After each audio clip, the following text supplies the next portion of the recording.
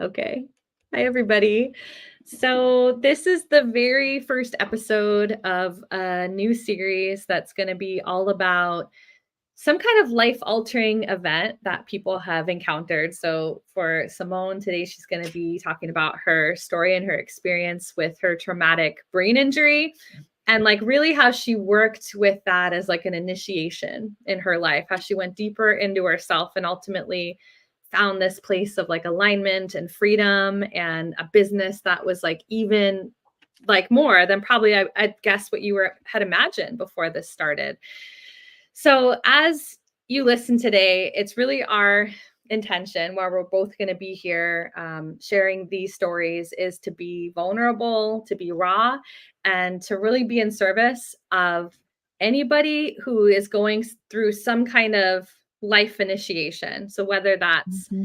a divorce, whether that's stepping into motherhood, maybe you've lost your job or you've just like started a business. There's so many times where I feel like we feel very like tested by life, and we are really going to be having this conversation here knowing that we're not the only ones that have walked through that kind of experience, and we've really lost that cultural sense of sitting around a fire and sharing our stories and having that be a way that people feel like a sense of hope, right? And understanding and softness for themselves when they're walking through a period of darkness or a dark night of the soul in life. Yeah. And so yeah, so that's our inspiration and why we're here today.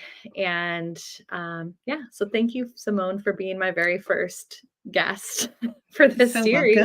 welcome.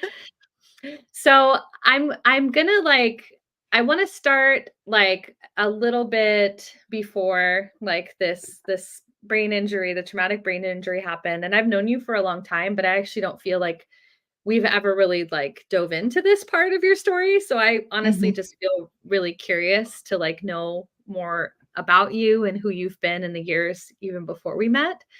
Um, can you, if you were to give us like kind of like a sense, like just a small sense of like your story, and then we'll kind of rewind and go back before that. Like, can you just give us like a sense of who you are and like really what you want to share today? Yes. So who am I? I've been on a beautiful journey to discover that, by the way. And I feel like that changes and evolves as I grow and evolve in who I'm becoming and being open to becoming. And so who I feel like I am today is Simone, who has liberated herself from that dark night of the soul and have gained wisdom and tools and knowledge and community around how to navigate if I encounter anything in the future. And so it's been a beautiful journey of like awakening to my authenticity, to really stepping into being the spiritual, what I call celestial guide that I am, with blending both my spiritual passions and wisdom with the ancestors, with business practices and business consulting, business strategies. And so really allowing me to blend the two and Yeah. come and be in a place of sharing that wisdom and knowledge with those who show up looking for that, something different.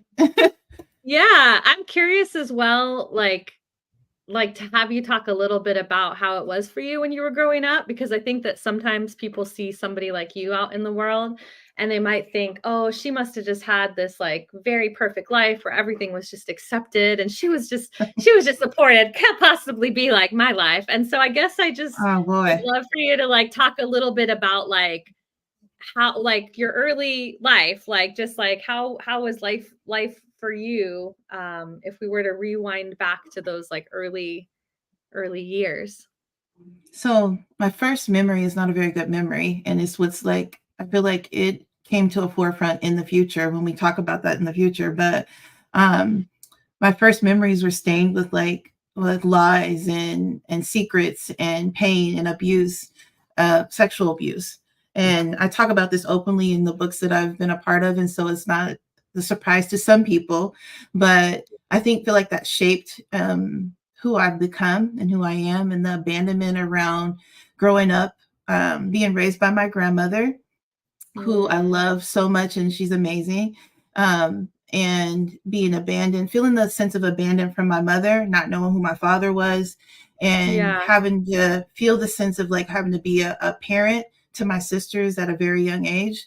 Because before we went to live with my grandmother, we were left in a hotel, and my mother was on Wow. drugs. She was experienced. She was doing prostitution, and at the time, she was going through her own battles, which I'll talk to when we fast forward, which I Yeah. end up learning about. But in experiencing that at a young age, having to be, my sisters look at me as their mother. I feel like at 5, I became a mother, and Wow.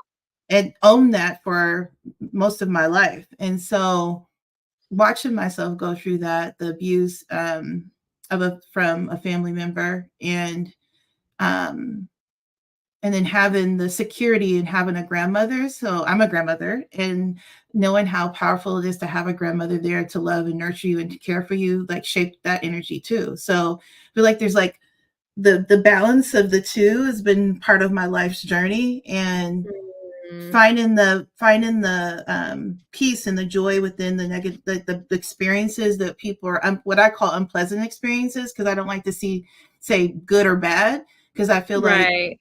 it's relative to perception. And so going back and looking at Yeah. that, there's a lot of people who experience abuse in families, and it's different types of abuse, right? Like mental abuse, physical abuse, social abuse, emotional abuse. There's so many levels of abuse. And um, in most families, it's secrets, And so what's really interesting for me is that I was taught to, like, that's what you do. You keep the secrets. And so that to protect all Mm, parties. And mm. so it's really important for me, to have been able to share that openly, and to be here and not crying and in tears to tell you that, and to share that and not feel that tear Oh, jerking pain in my yeah. chest. You know what I'm There saying? was a Like you, time, yeah, I can tell, like, there's a lot, like, I guess, of power in being able to not have that shame around the topic anymore. Because I think that, would you agree that there was a time where you wouldn't be able to speak that out loud to anybody, because like there was so much probably like self blame and there was a lot. There's oh so much yeah, that's tied up that like keeps people quiet, especially when there's like sexual trauma or sexual abuse involved. And so I yeah. feel like, thank you for being willing to, like, go to all the places, because it sounds to me that it's like this darkness, you were not new to it. It was you were kind of like really brought into it at an early age. And I feel like there's a lot of people in our collective that have that they're kind of in the chaos from an early age, and the ones that like go so far into like knowing themselves and personal development is usually because there's that like shared experience when you're young. Can you tell me like a little bit about like like the inner child, like the little Simone? Because Mhm. I feel like I'm really about like wanting people to like merge that shadow, merge that like little child, and kind of like you're at your most alive when just all these parts of you have a seat at the table. So I mean, I even love amongst hearing that, that. was there like a playful, like little Simone, like even Yes, amongst that world? it was. And so I feel like I've always been pretty mature because of that, with like my experience that I had. And what was crazy about the little Simone is that she never really gave herself a chance to be little Simone until I Mm, became older. And so I was so always worried about this and that. And I do right. remember some times of having fun, and I can and being a child and feeling secure and feeling safe. And like I always felt like my grandmother's house has always been the safe space, a safe home to be in, Yeah. even though like some of the things I experienced, it's like, what is home to me? And so when you say like the little Simone, like I think about like how when you look at pictures of me, like how lit up I am, and I was a little chunky baby, and it was so and a little chunky toddler, and it was such a I remember being, I think one of the biggest things about Simone too is that I'm the lightest person in my family. And so like being able to, that's another part of the story, is that growing up in a home of predominantly African American people, and I'm the lightest person in the room, like having to battle with like people saying that like I'm not like am I adopted, or if I belong in this family. And Oh gosh. even my sisters who were younger than Oh, me. And so growing wow. up, it was kind of interesting. But the Yeah, you little felt Simone, very kind of like othered, right? other, I felt like Like othered all the time. like the black sheep, like, but I or felt like like the lightest I, sheep in the the circumstance, lightest right? the lightest person in the family, and then also was brought up, because I was. And so even when my mother had me, like she's very dark skinned, and they Yeah. would say, what are you doing with this little white baby? And they like it wouldn't, but tell her I'm not her baby. And so it was Oh very my god. interesting to like for her to experience that, but for me to even like growing up experiencing that. And so like Yes. all of these things like happened to little Simone. And I feel Yeah. like in becoming a writer, when I wrote my first chapter in Magdalene Rising, I talk about the little Simone, and I want to read something to you guys. I pulled that book Yeah. out so I can share it, because I feel like it's an instrumental part of that talks about little Simone, and Yeah. it's my reflection on her. And when I read it today, it just kind of like hit me in my soul of like, oh, Mhm. like, and it's how I start out the chapter. And it talks and goes a little bit more this chapter. And so it's Magdalene Rising is the book by Kiva Publishing. But Beautiful. my chapter is called Deeply Buried Pain and Trauma. And the first thing that I say in this chapter is about little Simone. And it says, as I look into the eyes of my inner child, I see so much joy and unconditional love. I see her dancing as she celebrates the release of the deep pain that was once rooted and pierced with fear at the core of her being. She, her, me, we. I am her, Samone Marie. And when I say that, I still kind of get a little teared up about it, because I feel like I said, it took me a long time to be able to embrace little Simone.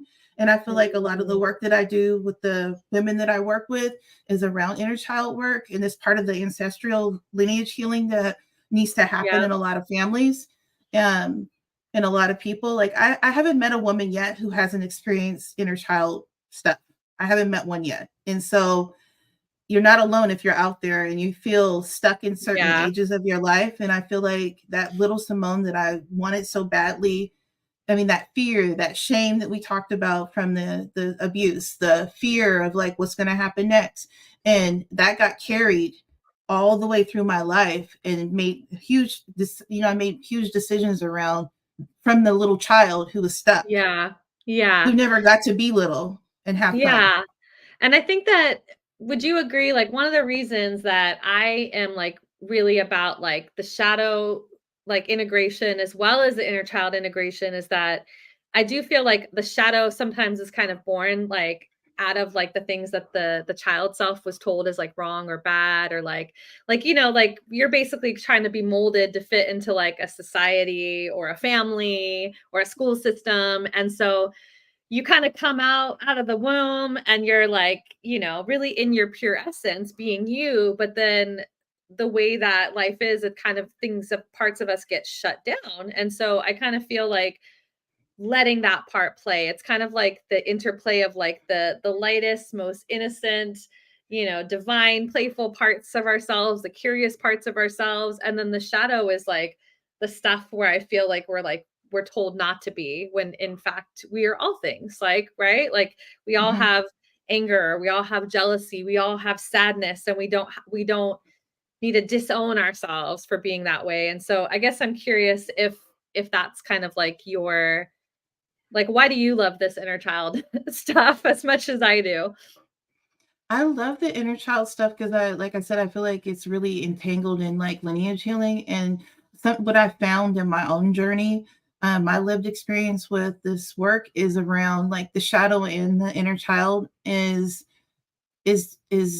part of this, like before Mhm. you even born, like when you're born, when you come out and you say, oh, this essence of like being like this clear breathing little baby who should be like happy and excited and all the things. I feel like we're already being pre-programmed. like our DNA carried a lot of that pain and that trauma through Yeah. the different lines through, and In our vessel. Yeah, it's in our true. vessel. And Yeah. in our, I mean, our energetic core is like filled with all these things. Yeah. So some of the things are not even ours. And what I feel like is like we carry that through. And so when you show up and here you are being born, you come in with a lot of different things. And so for me, it didn't start at birth. It started before birth. And when I Yeah. started to track it backwards and watch the trauma and the pain and the fear and Well, the scarcity. you were an egg inside your grandmother at one point. So you were a part of her body, living in her body as that egg of Simone, which I think Yeah. is like so crazy to think about Yeah. that. Like wow, like, and it makes sense when we start talk about the epigenetics or the ancestral stuff, like how that is like physically in our bodies. And I think that people are now accepting the body mind connection, but I feel like this kind of, for the people that have that need the logical kind of understanding of it, I think that one hits hard. It does. And it's so valid and so real that people don't even get. So one of the things that I realized around that is that when we do our birth and different, I call them markers in our lives, when we experience different traumatic experiences, they're like little stakes in the ground and just kind of like bury themselves in there. And it's like, this is the marker of this is what happened. And what happens for a lot of us, including what happened for myself, is that little Simone got cemented there. And so there's aspects of me that are that were stuck at Yeah. like 5. And I couldn't Yeah. process past the 5, right? Then there's Yeah. the next marker was when I was in, middle school and had another traumatic experience. Boom. That was another significant marker. And I got stuck at Yeah. being 15, or I've in high heard it school. almost being said of like as a like a part of us kind of like dies unexpectedly at that point. And Yeah. Or there get on a stuck. yeah, and there's a few calls too where I feel like I noticed that I have like in my own narrative have had a lot of stories of myself or being like, "Oh, you were just so naive, you know. That young Ashley, this one wouldn't know." But it's like sometimes I forget that like, before like my sexual assault stuff, that there was a more trusting version of me who just felt safer in the world, for example. And so if that part Mhm. of me dies suddenly, like in some ways I feel like we have to kind of honor it and like love that part, because I feel like that's kind of how the shadow like gets added to as well in these experiences, is like, this isn't safe, it's not safe to be this, it's not safe Mhm. ever to do this. But I do want to like move us towards like the traumatic brain injury, because I feel like I could talk to you about probably anything and everything endlessly. But what year was it? What year was it that your traumatic brain injury happened? So I had my traumatic brain injury in 2018. And what was interesting about that is just before the traumatic brain injury, I went through a Yeah. deep initiation of like becoming a priestess and Tell going me through in this deep. general, like about your life, like in general as well, about kind of like where you were at in life, like spiritually, like family. Like I guess I just kind of want us to get a feel for like your life, like before this happened. So I was in my 30s and I was going through like a dark night of the soul, midlife crisis kind of energy where I had my twins were, they were born in 2000. They were like 6 or 7 at the time. I want to say 7. And like trying to figure out who I was and who I was becoming. I was back working in corporate America and struggling in my marriage. And like trying to discover who I was. And like all of the stuff that I just talked about in my childhood, like all came to a head around that time. And Mm, so I'm having all these emotions around memories that I didn't remember and that they all kind yeah, of came flooding up. And then I went through initiation, a spiritual initiation. I'd been on a spiritual journey at that before yeah. then, of like looking Okay. for community, looking for support, looking for who am I? So I looked in all these different types of religions and cultures and practices. And it was like, I never really felt connected.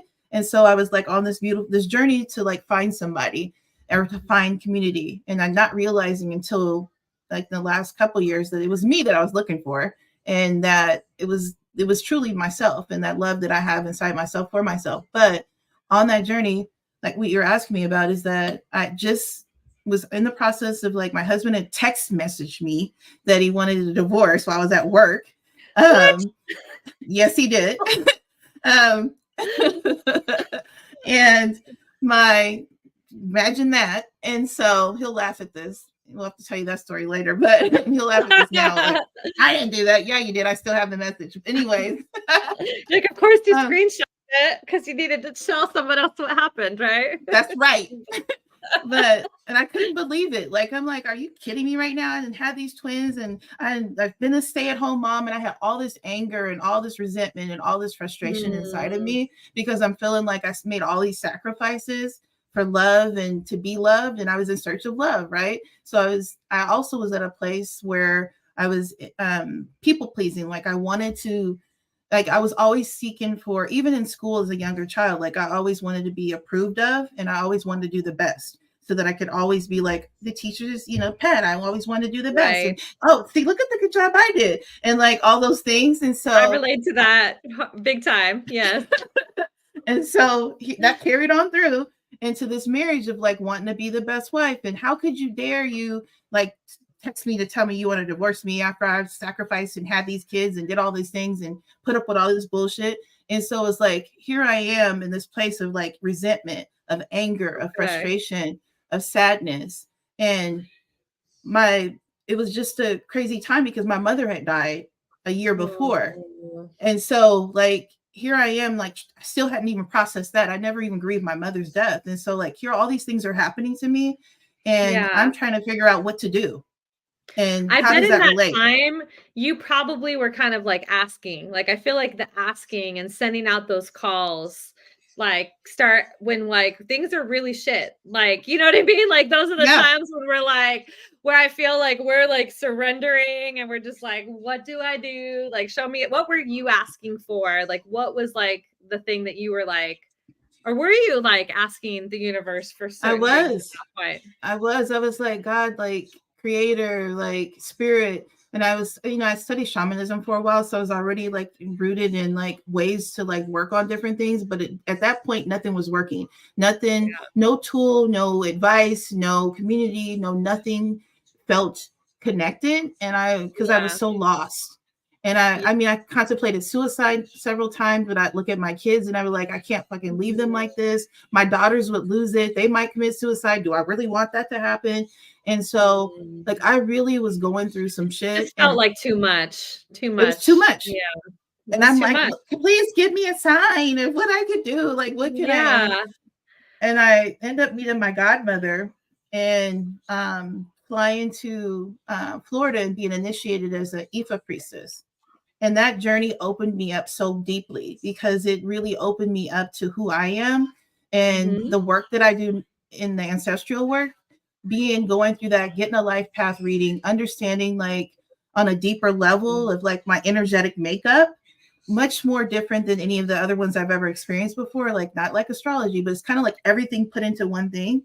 And when that opened, that even amongst all that, you stopped and did something for yourself. That's like what I'm really hearing, is that you trusted yourself, because there would have been a million reasons for you to not go do that or to not spend that time or that money on yourself. And so I just really want to acknowledge you for trusting yourself in that moment, because I think you could probably say as well, that was super pivotal to your path and where you are today.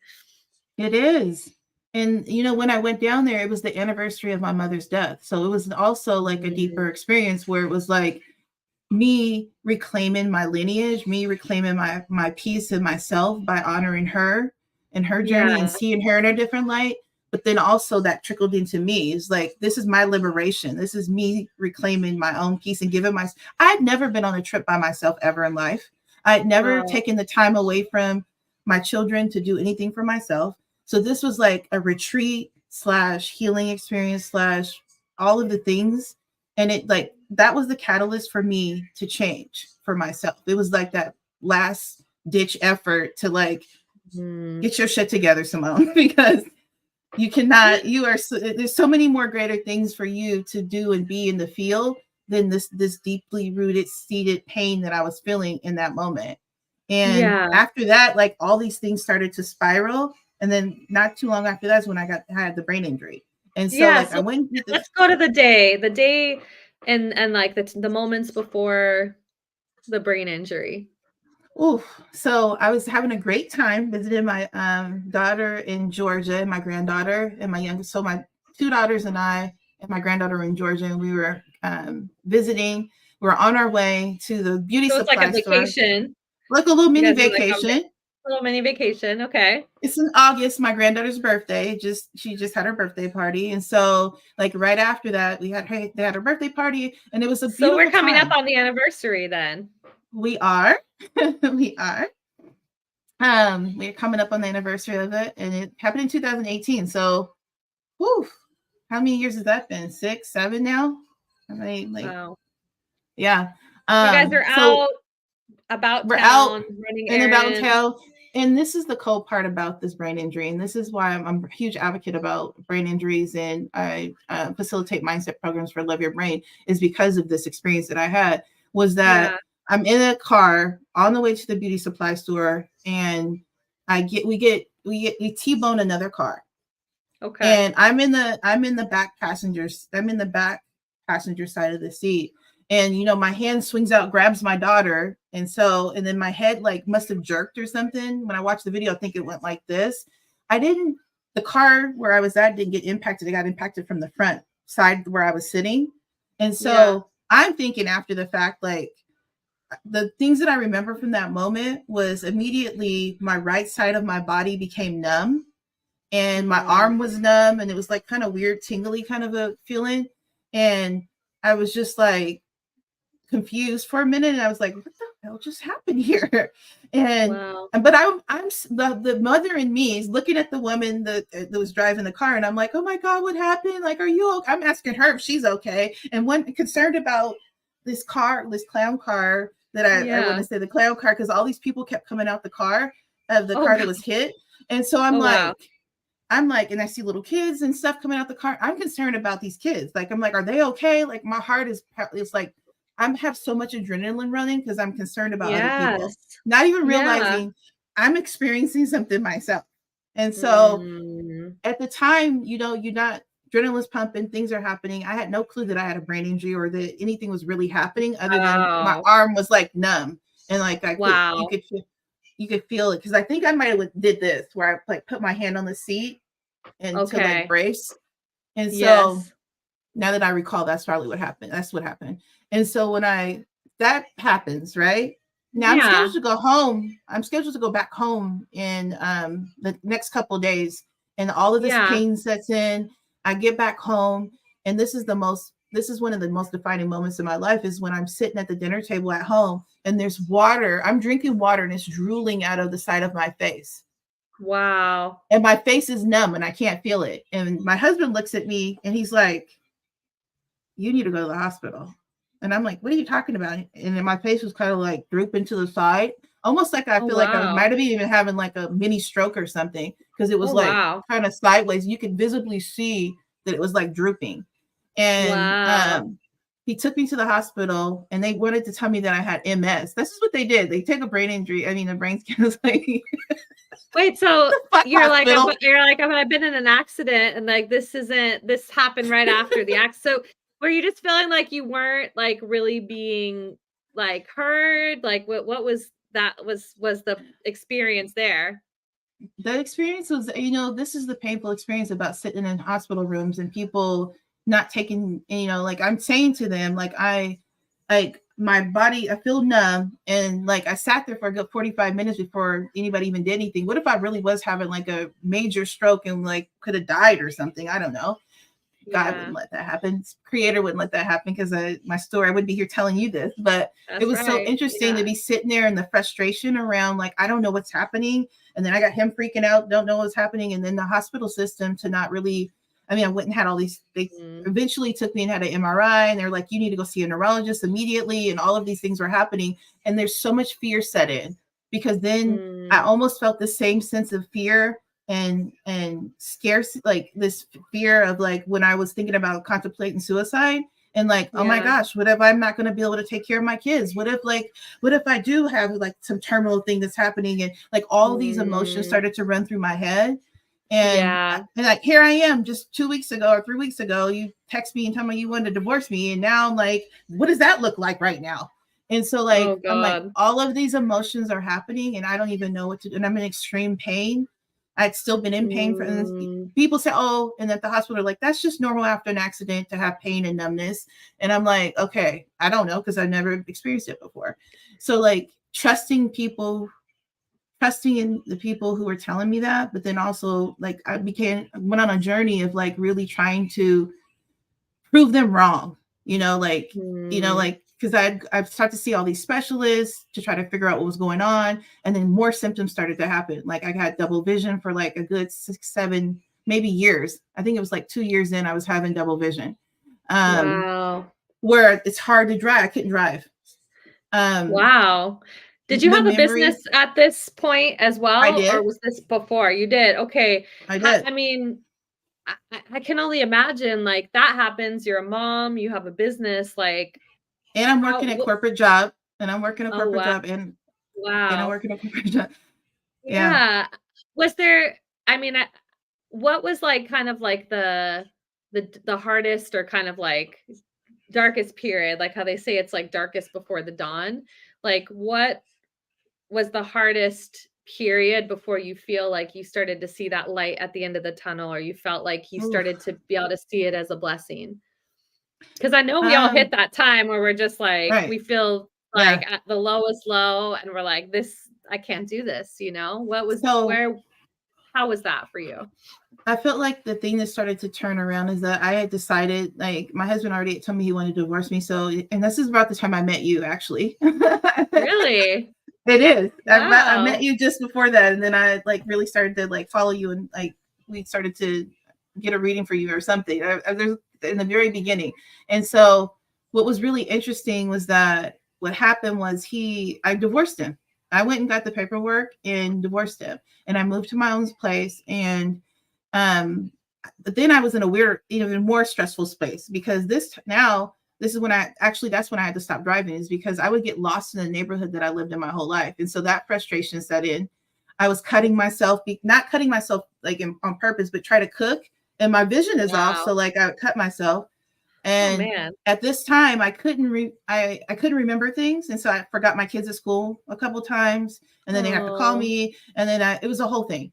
And so here I am trying to live yeah. by myself. And luckily my husband didn't leave. Like we got a divorce, but he didn't leave me. And so he would come pick me up and take me to appointments, and we were still doing stuff. And he was still caring for me and allowing me the space and the time to work on whatever I felt like I needed to work on. Because at that moment was the defining moment. I couldn't work on anything else.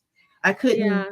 think long enough. I couldn't watch TV. I couldn't do anything. So only person I could focus on was me. And that changed my life because I never had time to Yeah. just focus on me. It was always about what everybody else needed and wanted. It stopped you. I do feel like these, like when life will like stop you, right? It's going to find a way to just kind of sit you down and stop you or slow you down. And I'm wondering, like, as I'm listening to this, because I know there was times where I had to work through a lot of like shame, and I still feel like I'm working through judgment of myself, of Mm-hmm. of how I judge myself during like the hardest parts of my journey. And Yeah. so, is there any feel? Do you feel like there's any shame that you would like to now let go of? And I'm just asking this because I feel like our Right. shame is oftentimes like the most, people are typically not showing up on social media being like, let me talk to you about my shame, right? It's like, let me talk to you about my wins or my clients' wins. And I feel like I'm asking you if you want to release it, because I know that like you're not going to be the only one that might be have had that judgment about yourself. And so it's up to you if you want to share it, but I feel like it goes along with the intention that we set, when we showed up Yeah. today. I feel like the biggest thing that I worked on for a very long time, and I feel like will always be something that I work on, and especially like most women experience not being worthy, not Mm, the lack of worthiness. Because I feel like, especially in the business world too, but not just but in family, I feel like yeah. the shame around like being paid for the work I do or not being good enough. So I have to keep getting 32,000 certifications. And then people call you and they're like, Yes. oh, and how are you qualified to do this work? And I'm like, okay, you're not my person, because if I could share with you all the 32,000 certifications, but, and it's part of that journey of not feeling worthy enough to like, I'm like, the lived experience is Yeah. enough. But I do have certifications if you must see them, if you want to see the certificates. But like, I feel like that the not being worthy of being a good mother. Like I feel like failing. What point did I fail my kids? What point did I fail myself? What point did I fail my Mm, family? What point did I used to I still think about that to this day. Like when I get myself into situations and I'm like I have to like reel it back in and talk to myself, and I do a lot of self-awareness, a lot of self-talk, because it's like I feel like it's a journey. It's an ongoing journey, especially for women, to remind themselves of their worthy regardless. And so for me, I have to remind yeah. myself of that. So I release that, the feeling, Yeah, the need to have to let's always, release that together. Any yes, thoughts of our not enoughness or unworthiness? this, We're going to take a deep breath in and release. Yeah. oof, that feels good. Yeah, it On this does. day after the solstice, releasing it. Yes, yes. And On so, the and today is today the new moon. Is today the new moon? um, I'm Or not is that sure. tomorrow? I'm not sure. Tell me, like, when did you kind of start to have like a turning point where you're like, well, maybe this might be like a blessing, or maybe while this isn't easy, like maybe I can see that this is just like a part of like my greater path or my spiritual path. So I was already told what like when I went through that initiation, I was told that the work I was doing was not aligned with what I was supposed to be doing. Like I really Yeah. was called to be this greater person. And even in the reading that you gave me when I first met you, you're like, oh, I think something that you're supposed to be doing is far greater than what you've been talking about. And I'm like, tell me more. And it's like, I feel like even in this world that we're in, like people continue, and I was on that person too, where I continually seek validation or confirmation when I already knew the answer because I already was told it 32,000 times, but I'm still like Yeah. looking for another reason of why not, you know? And I was already doing some of the work, but that was like my, before the brain injury, it was my like side business. Like I was doing Yes. women's circles and doing readings and helping people with their personal development stuff and really helping women to work through some of the stuff I already had worked through. But afterwards, I felt like the cry was loud. Like it was like Mm, screaming. My ancestors were screaming at me to say, like, you've been sat down so that you have no other choice. Like all the analytical skills that I had, all of the cognitive skills I had, like all of the things that made me who I felt like I defined who I was were gone. So yes. I couldn't do any calculations. I couldn't put together projects. Like none of the stuff was possible. Like it didn't even exist. Mm, And so all I had left was my connection to spirit. All I had left was my intuitive skills. All I had left was my spiritual gifts. And it's like, what wow. can you do to like, you need to step into this work. And now you have no choice Mm, because you can't do any of wow. this other shit. The shit that you thought you was supposed to like do, it's not available. Right. That's perfect.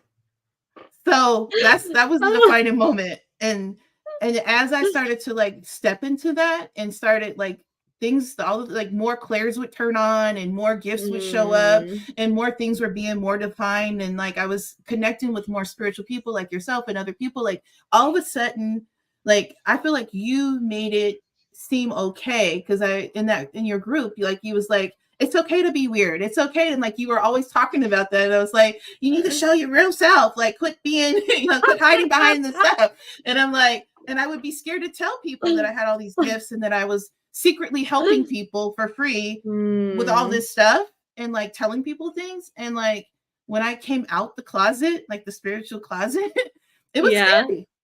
And it was scary. And it was like, but this is the work you're supposed to be doing. And when I was telling people about, oh, and by the way, your ancestors are saying, and like they're like, ancestors, what are you talking about? Like, who are you talking to? Like, are you sure you're talking to my ancestors? Are you sure you're not talking to the devil? And like I get all these weird ass people that's like telling me about like, how do you know? Yes, because I ask who I'm talking to and I set an intention to speak to people, like So you're on this path now. You've come out of the spiritual closet. So now you're dealing with this like very like raw like part of you that's showing up as this like spiritual business owner and this like healer out in the world while you're also navigating this traumatic brain injury. I know that you and I often talk about like, but we both have kids that are on the spectrum as well. Because one or both of your twins is one on of the my spectrum. twins is on One the of your spectrum, twins.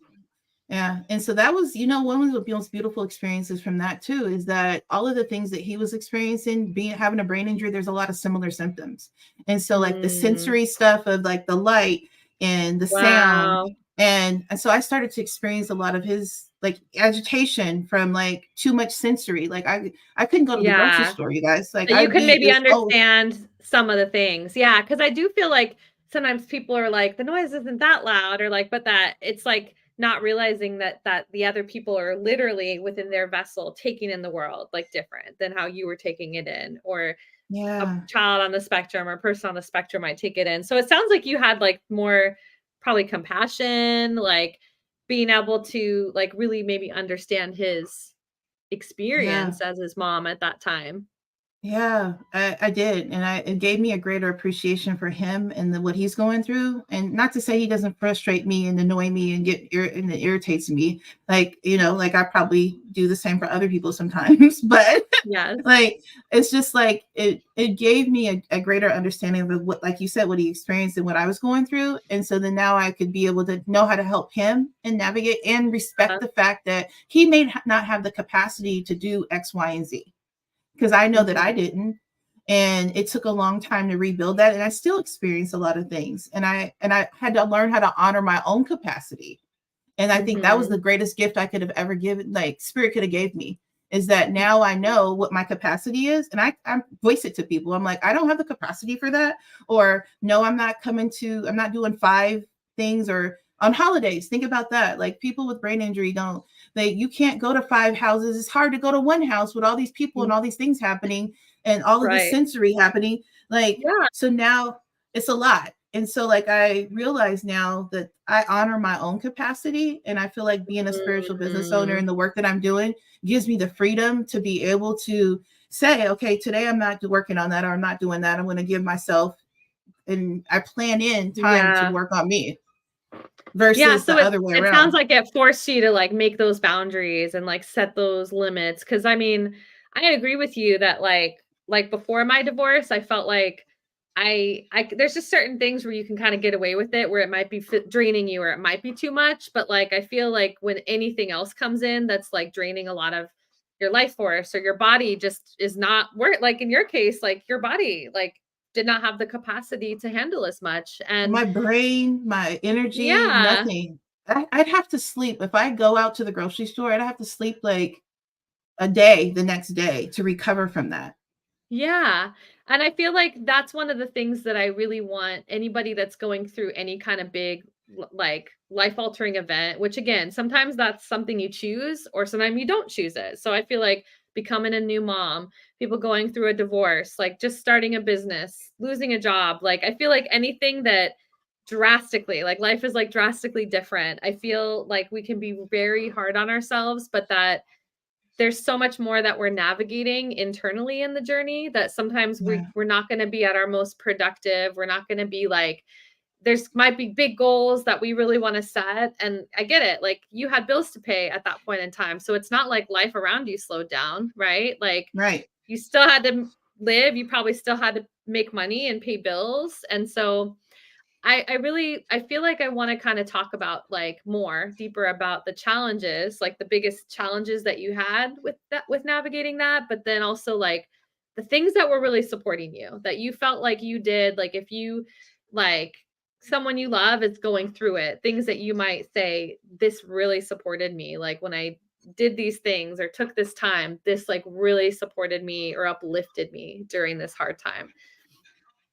So when I look back at that aspect of it, so during the time of my like early on in my like probably like 3 to 4 years in, I met a functional neurologist who like gave me a suggestion to tap into Love Your Brain, which is mindset and yoga, and Yeah. and so that changed my life because I felt like Mm, it really helped to shape. I was already like coaching people and mentoring people, but I never did it for myself. I was all pouring out, right?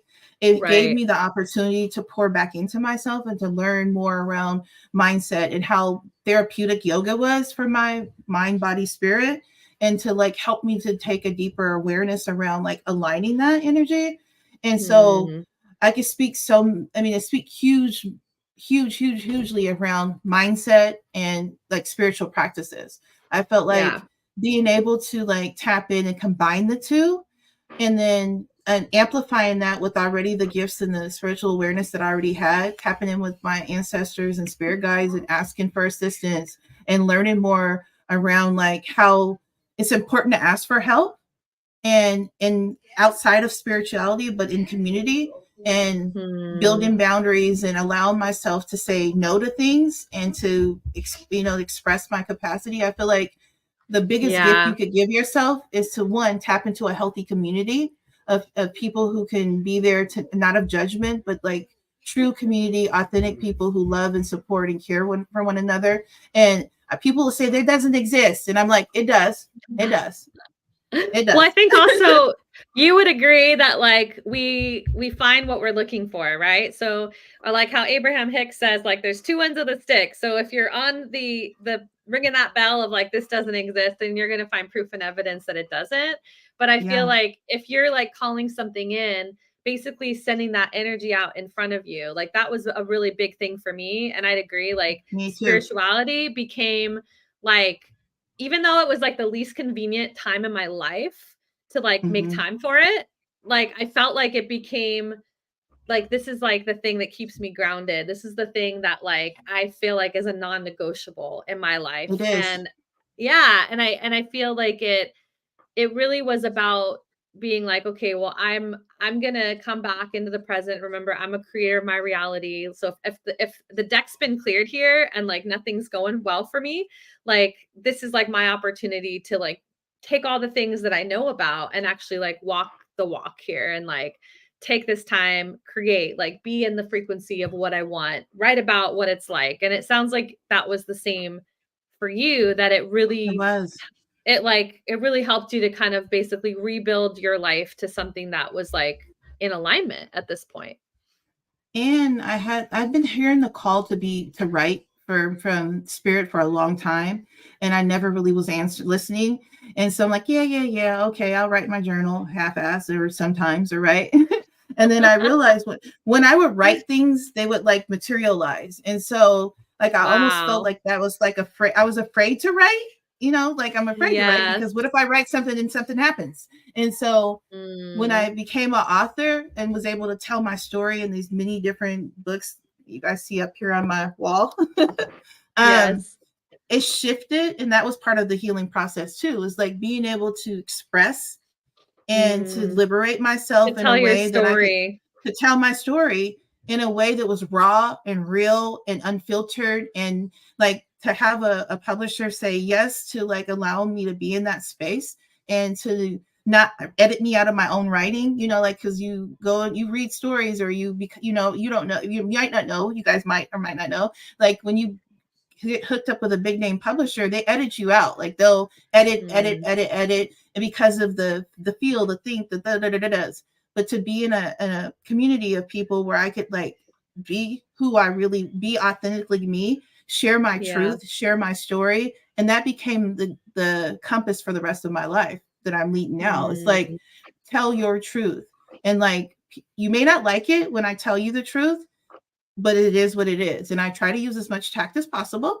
And so I live in my truth, and I really try to like show up as Samone, the version of Samone as she evolves every single day, and really honor that in myself, because I feel like and honor the fact that I'm changing and that other people change too. I feel like that was a big thing mm, too as part of my journey, is that in myself and knowing all the things that I went through, knowing that I'm not the same person I was 5, 3, that's 2, right. 1 year ago. I'm somebody very different, and giving other Yes. people the same opportunity to show and to be themselves. And so like I feel like that's a big message that we don't often talk about, like giving ourselves permission to be ourselves, giving ourselves permission to forgive ourselves and others for whatever we may have experienced, or whatever, you can change, people change, and they should be Yeah. changing.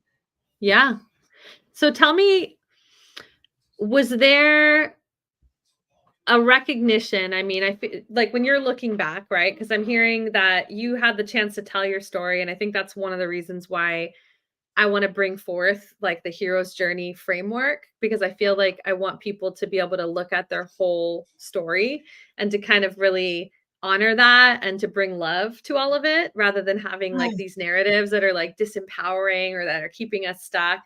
And I feel like that's why in the stories, when as you're listening to Samone talk, like I think just start to consider these things for yourself, or maybe go and like look up that hero's journey framework, spend some time journaling. I was telling Samone I'm going to make a video, and I'm also going to do some kind of challenge here soon where I'm like bringing forward these different parts of the hero's journey and having people like really look at that and have that kind of be the thing that then helps them align with that creative inner muse or that kind of like alter ego energy. Cause I feel like standing in our own story is like the start of it. And I feel like it it builds is. that foundation that we build everything else upon. And so Yes. I want you to kind of like think about this. So like think about all of this like darkness that you've been in, like this traumatic brain injury and like navigating your business and motherhood, and like what kind of, if we were to call it like rewards or like things that might be through those challenges that ended up being like gems or places that you grew if you because you walked through that, what, how do you see that like within your own journey? Um, I have appreciation and gratitude for everything I've experienced, even things that people would consider to be horribly, ridiculously unpleasant, right?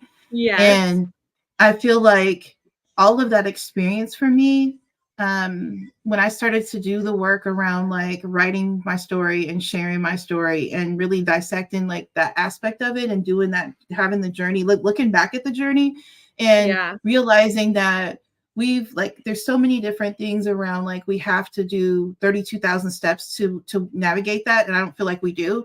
I feel like the Yeah. merging the old practices of like our ancestors and the ways of thinking and doing things with like new possibilities, like endless possibilities of transmuting that energy. And what Yeah. happened for me was taking those experiences and filtering them through my heart and allowing my heart to just nurture and love them and care for them and have them come back out with forgiveness and love and sending it back out. Like I can think about times when I was like, fuck you, I hate, you did this to me. And in that energy of like, I don't like you kind of energy. And then I remember now being in a place of like, wow, I now think about the compassion for what that a person may have went through or what they experienced, even for so it started with my mother and the experience between me and my mother. So like going back to the Mm, womb and feeling like what happened in that space and like how can I now look at life very differently. I transmute things. So when I feel that anger and that frustration, that sadness, and I feel it and I experience it, I'm not like one of those people that's going to tell you every day is going to be full of rainbows and unicorns and you can talk yourself yeah, down from, life is gonna keep being life, right? life is life. Life is And I life, do and yell. yeah. I yell at my Oh kids. yeah. I yell at my Oh yeah. husband.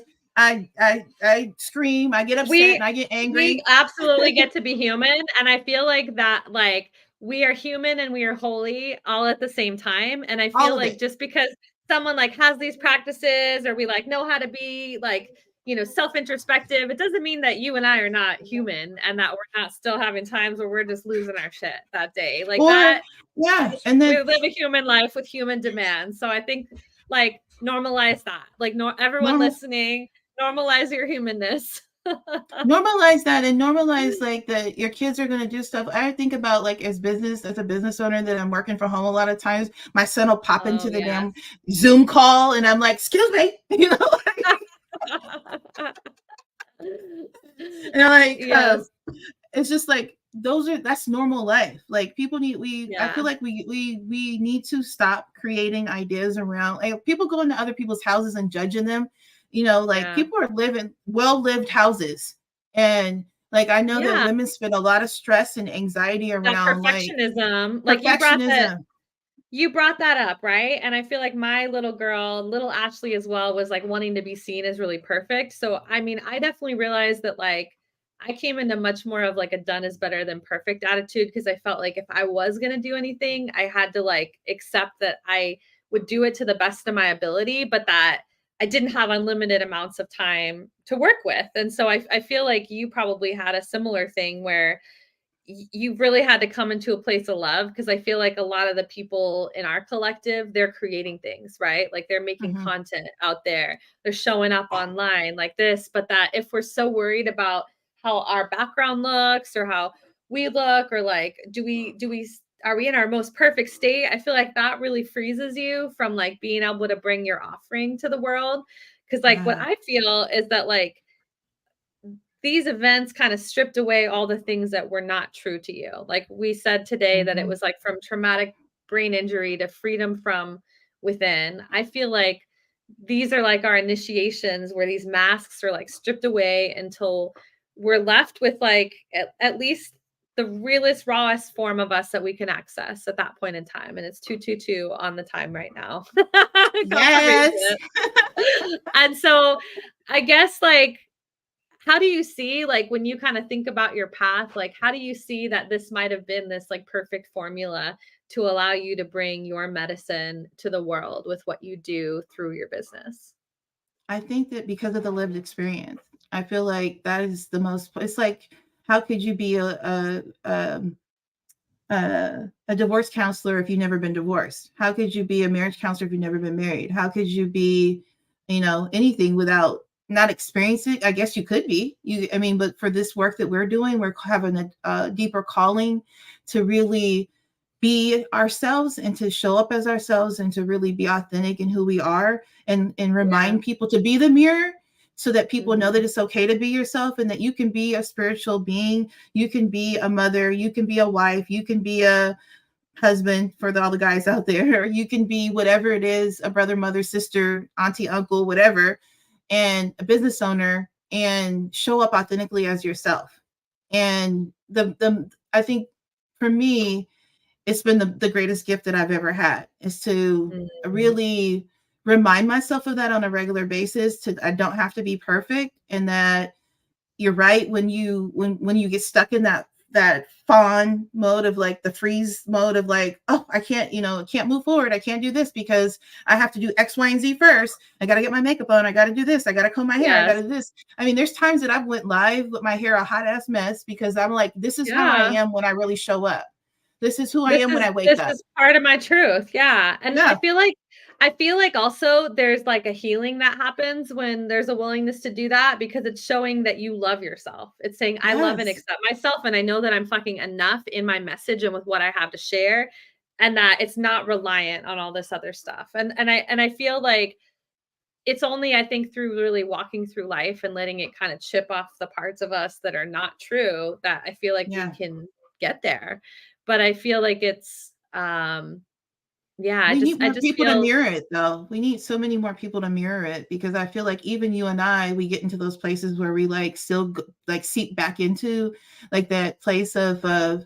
perfectionism, or feeling like, oh my gosh, I mean, we talked about that, Oh, like feeling yeah. like you don't have enough time to do X, Y, or Z. And I feel like the rawest, the most potent, the best work that I've ever done. And I say this all the time. It's like when I just share, when it comes up and when it's right there and it's real and I'm living it and I'm experiencing it, and having, when Yeah. just like I know, when you're talking to somebody and you both are expressing, or somebody's in the thick of it and you remember when you were there, and you can say Yeah. like, girl, like I was there when I was there, and I know what that feels like, and I know you're mad as hell right now, but guess what, you don't have to stay there. And I feel like that's my reminder, like I don't have to stay stuck. Like when I freeze, I'm like, I think Yeah. that's a call to, it's a pause almost. It's not like a really, before it was like a lock, like no more, we're done. Now it's Yeah. more of a call to like pause. It's a freeze. It's okay, freeze. And then what can I do to show up as myself? What can I do to Yeah. how can I step through this knowing that Mhm. I'm experiencing this right now, and I'm still going to be okay. I'm still going Yeah. to be okay, and I everything's feel not going like to be perfect. self-care has to, like, really get, like, added. You have to, if you're forced to, like, take care of yourself at the highest level, I think, when you walk through something like this, because Mhm. I feel though that, like, at the same time, it's really hard, especially, like, if you have, like, demands of, like, motherhood or some, like, work or a business, or you're like, "I need to make money." Like, I found that it was really hard for me to let myself stop, and that was one of the Mhm. hardest things that I had to learn was that there's a voice inside of me that's always never feels safe. That's just like, you got to keep going. We're going to fall behind.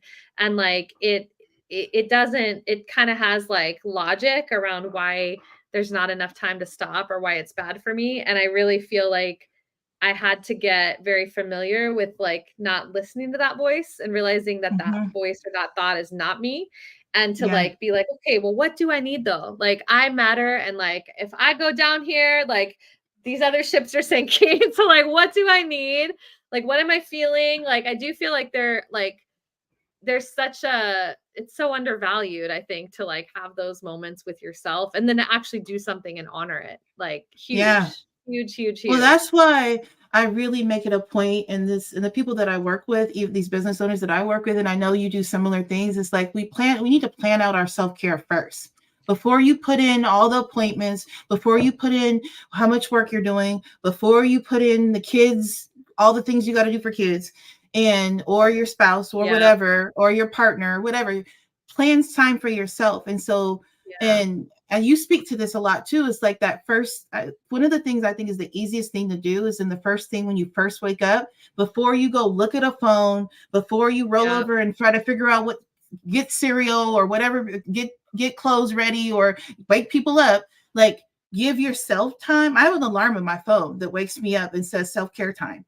And so that alarm, when it goes off, that's a cue to me to do my mindset practices, to tap into my Yeah. own heart, set my intentions for the day, for me to give myself the love. I actually do this beautiful heart activation that I like tap into myself and feel the love for myself and expand it out to everybody in my house and then Mm. beyond my house into the community, into the state, Do you into have the something earth. that you say? Yes. So what Will I you do do, it? Let's do it. Will you just yes, walk let's us do through it. it? And Okay. so Okay. what I love about this is that this is like a adopted version from a mystery school that I was a part of that talked about heart abundance, and I adopted this and then like adapted it to the version that the quick version, because I Yeah, I feel love like it. people don't have a lot of time, We need so that. Yeah. we need it. So all I do Okay. is I put both my hands on my heart, I close my Okay. eyes, and then I imagine that my heart is like this beautiful emerald green, glistening thing inside. And then I take a deep breath in through my nose and a deep sigh out through my mouth, audible sound, and allow myself to just relax my shoulders. And on the next breath, I imagine that that emerald green light is igniting like with a fire, like almost like it's like a match you took to it and then it like ignites it. So in this breath, you're going to take a deep breath in and you're going to imagine that you're breathing in through your heart. And then on the exhale, the audible exhale, you want to feel that the ignition that you just created is going to expand outside your body. So deep breath in, ignite,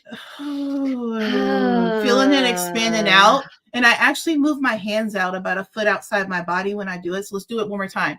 Put your Okay. hands on your heart, breathe in, feel the ignite, pull it out about a foot outside yourself. And you feel like yourself being surrounded by your own love and that own connection that you have to yourself. And then on this next breath, breathe another deep breath in through your nose, deep sigh out through your mouth, and then expand your hands out wider into the whole space, all the way out.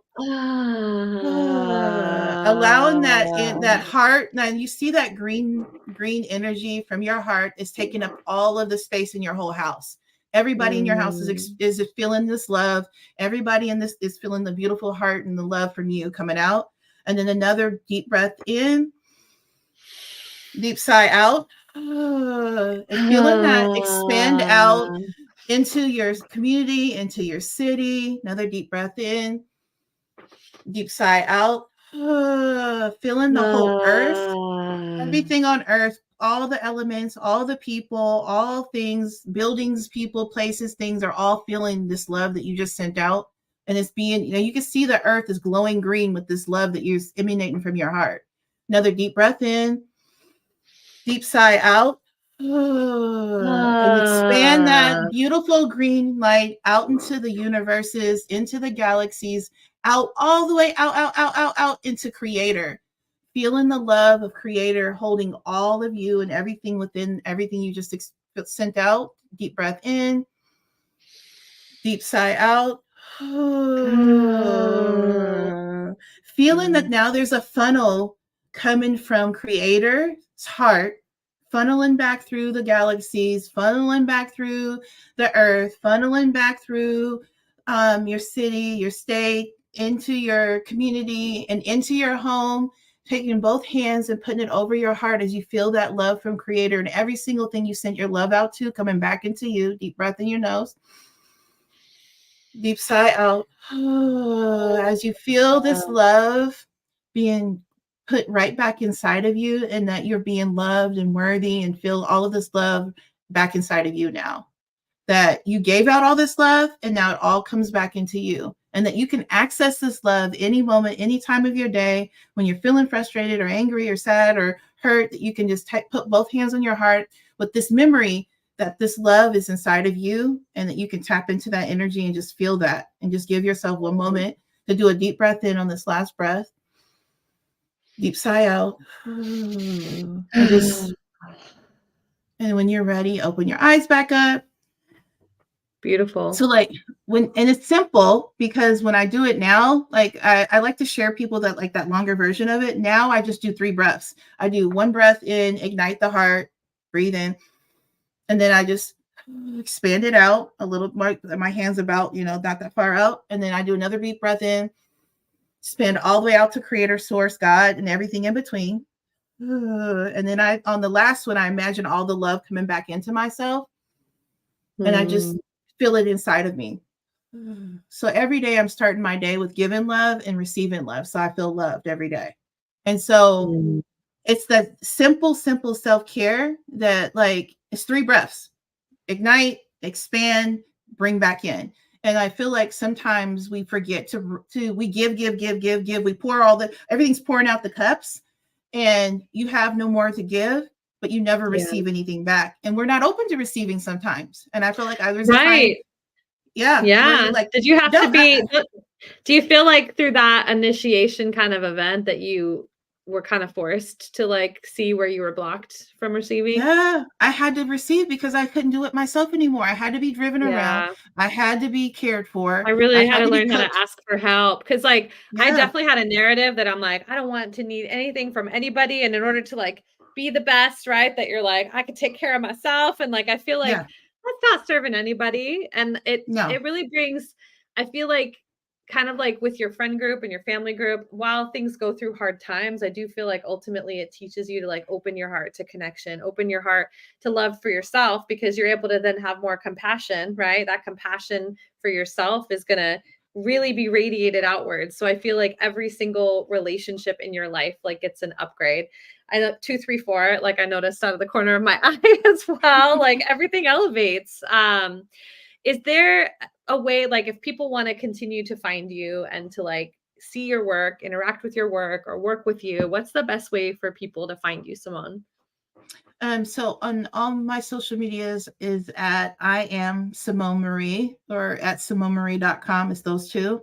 And my website is SamoneMarie.com. That's SamoneMarie.com.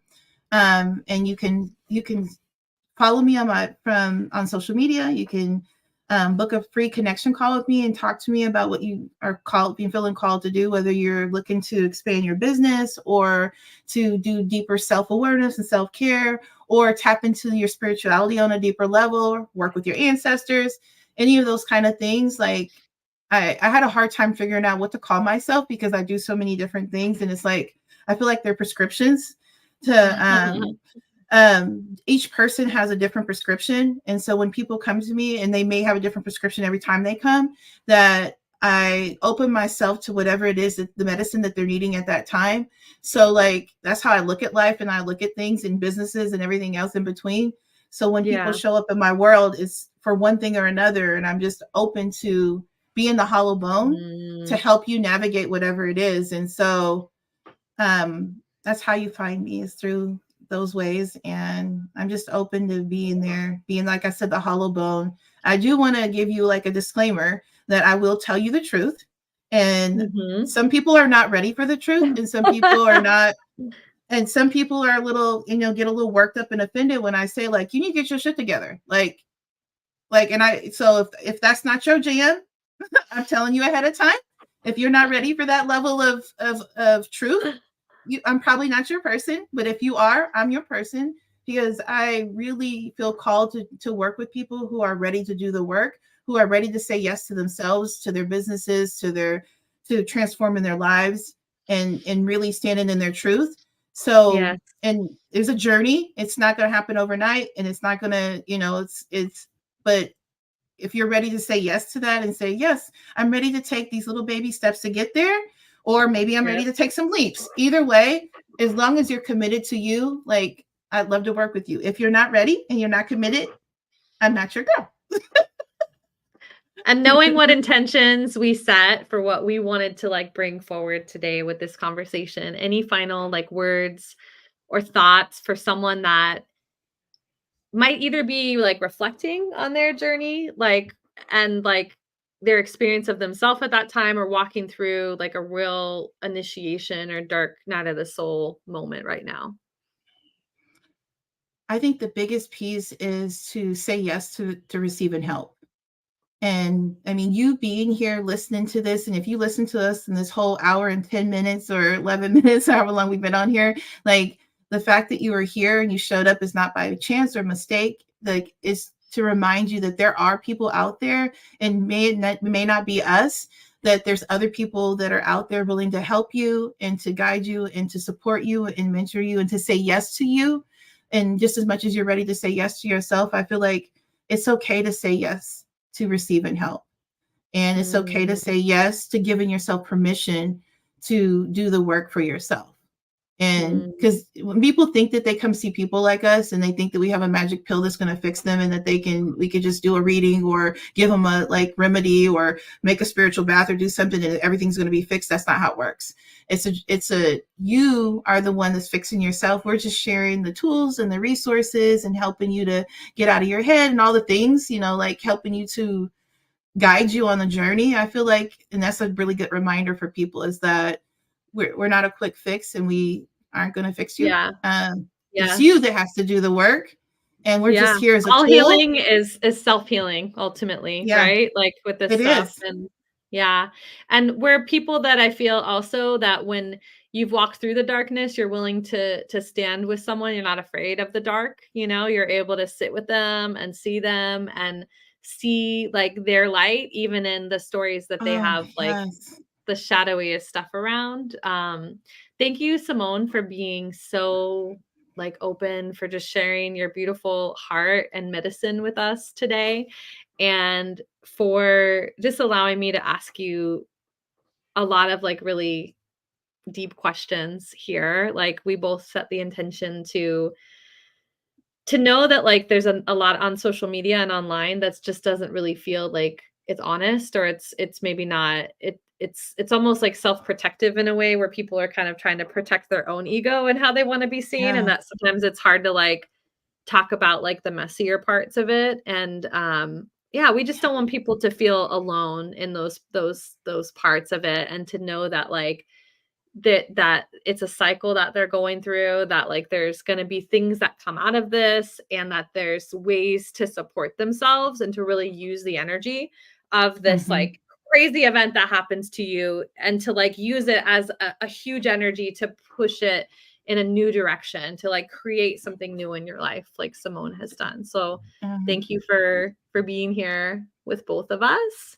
And I hope that you'll follow Simone and all the amazing work that she's doing. And we'll see you soon. Bye, Mm-hmm. everybody.